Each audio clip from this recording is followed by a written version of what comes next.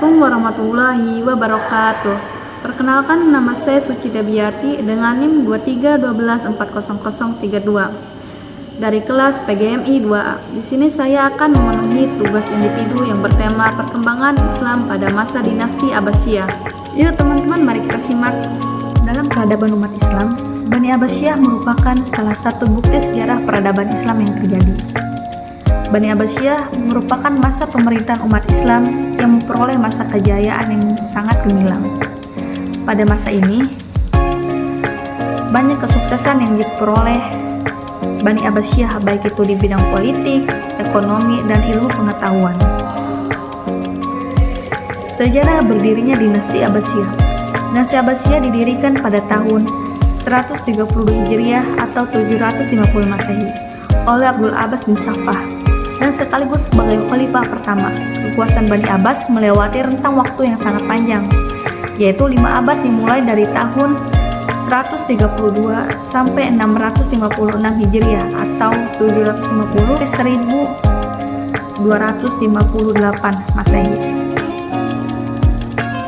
Berdirinya pemerintahan ini dianggap sebagai kemenangan pemikiran yang pernah dikumandangkan oleh Bani Hashim Alawiyun setelah meninggalkan Rasulullah, dan mengatakan bahwa yang berhak berkuasa adalah keturunan Rasulullah dan anak-anaknya. Adapun sejarah berdirinya Bani Abbasiyah dimulai sejak Umar bin Abdul Aziz, khalifah ke-8 dari Bani Umayyah, naik tahta. Muncul gerakan oposisi yang hendak menumbangkan Bani tersebut yang dipimpin oleh Ali bin Abdullah, cucu Abbas bin Abdul Muthalib, paman Nabi dari kelompok Sunni. Kelompok Sunni berhasil menjalani kerjasama dengan kelompok Syiah karena mereka sama-sama keturunan Bani Hashim. Kedua kelompok di atas juga menjalin kerjasama dengan orang-orang Persia karena orang-orang Persia dianantrikan oleh Bani Umayyah baik secara politik, ekonomi, maupun sosial. Tujuan aliansi adalah menegakkan kepemimpinan Bani Hashim dalam merebutnya dari tangan Bani Umayyah. Untuk mencapai tujuan tersebut, berbagai kelemahan Bani Umayyah mereka manfaatkan sebaik-baiknya. Mereka melantik dan menyebar para propagandis terutama untuk daerah-daerah yang penduduknya mayoritas bukan orang Arab. Dan tema propagandis ada 2. Pertama, al-musawah, persamaan kedudukan, dan kedua al-islah, perbaikan, artinya kembali kepada ajaran Al-Quran dan hadis. Pada mulanya mereka melakukan gerakan rahasia, akan tetapi ketika dialiansi dipimpin oleh Ibrahim bin Muhammad, gerakan itu berubah menjadi terang-terangan. Perubahan itu terjadi setelah mereka mendapat sambutan luas, terutama dari wilayah Khurasan yang mayoritas penduduknya Muslim non-Arab, dan setelah masuknya seorang jenderal cekatan ke dalam gerakan ini, yaitu Abdul Muslim al-Qurasya. Dia adalah kader yang dididik oleh Muhammad dan tinggal bersama anaknya Ibrahim. Dia dikirim Ibrahim sebagai propagandis ketahanan kelahirannya dan mendapat sambutan yang baik dari penduduk. Dia membentuk pasukan militer yang terdiri dari 2.200 orang infanteri dan 57 pasukan berkuda. Pemimpin Daulah Bani Umayyah berhasil menangkap Ibrahim dan mereka membunuhnya. Pemimpin aliansi dilanjutkan oleh saudaranya Abdul Abbas yang kelak menjadi khalifah pertama Bani Abbasiyah. Abdul Abbas memindahkan markasnya ke Kufah dan bersembunyi di situ. Pada itu, Abu Muslim memerintahkan panglimanya, Qutaibah bin Syahib, untuk merebut Kufah. Dan gerakannya menuju Kufah, dia dihadang oleh pasukan Bani Umayyah di Karbala. Pertempuran sengit pun terjadi. Dia memenangkan peperangan itu, akan tetapi dia tewas. Anaknya Hasan memegang kendali selanjutnya dan bergerak menuju Kufah. Dan melalui pertempuran yang tidak begitu berarti, kota Kufah ini dapat ditaklukkan. Abdul Abbas keluar dari persembunyiannya dan memproklamirkan dirinya sebagai khalifah pertama yang diberi nama dengan Bani Abbasiyah dan dibaiat oleh penduduk Kufah di Masjid Kufah.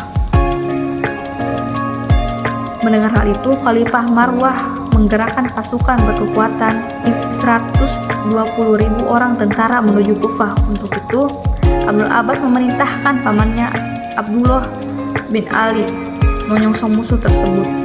kuda pasukan itu bertemu di pinggir sungai Jak.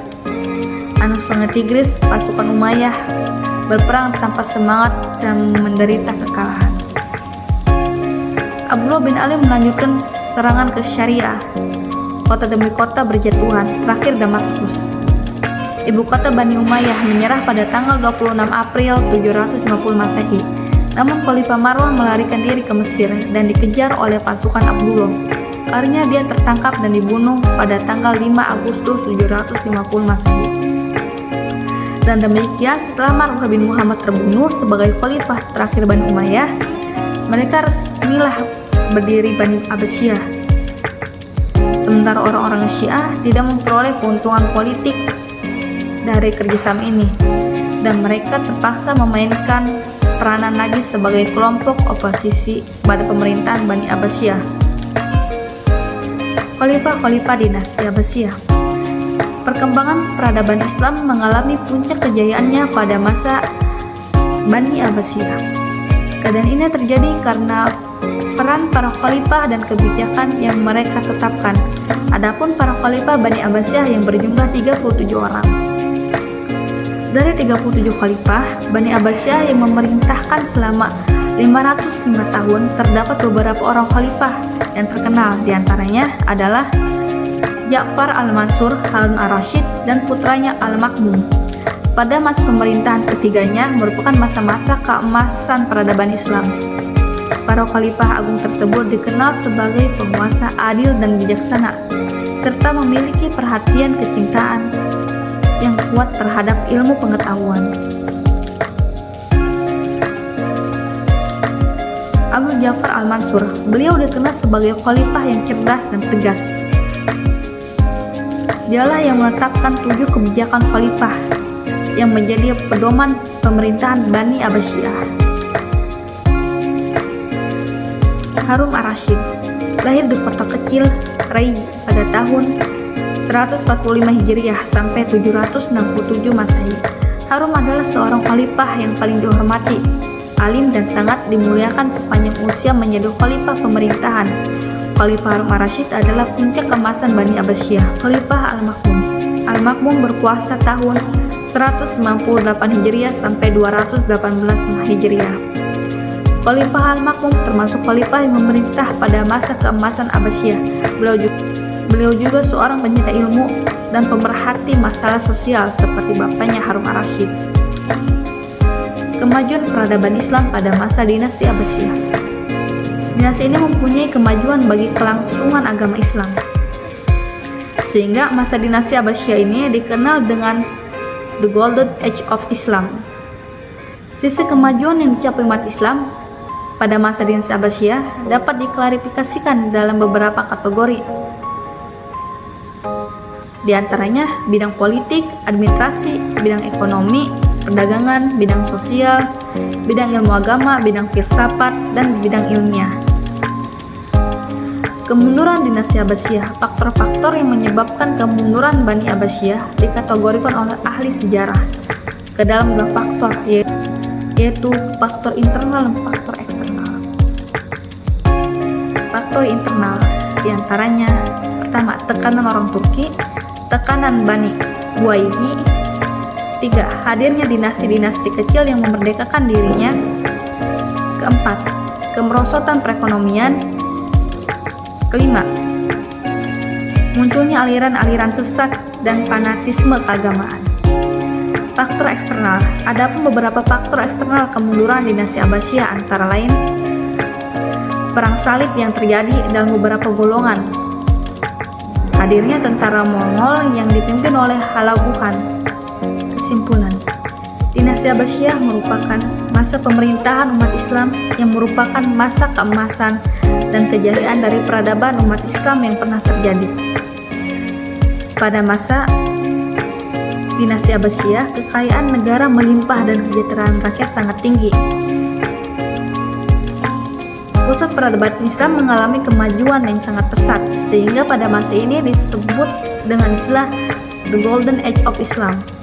Serta banyak pula munculnya para tokoh ilmuwan dari kalangan umat Islam, baik itu dalam bidang agama, bidang umum, dan bidang ekonomi. Dan juga melahirkan tokoh-tokoh di bidang ilmu masing-masing. Mungkin cukup sekian yang dapat saya ceritakan. Kurang lebihnya mohon maaf. Assalamualaikum warahmatullahi wabarakatuh.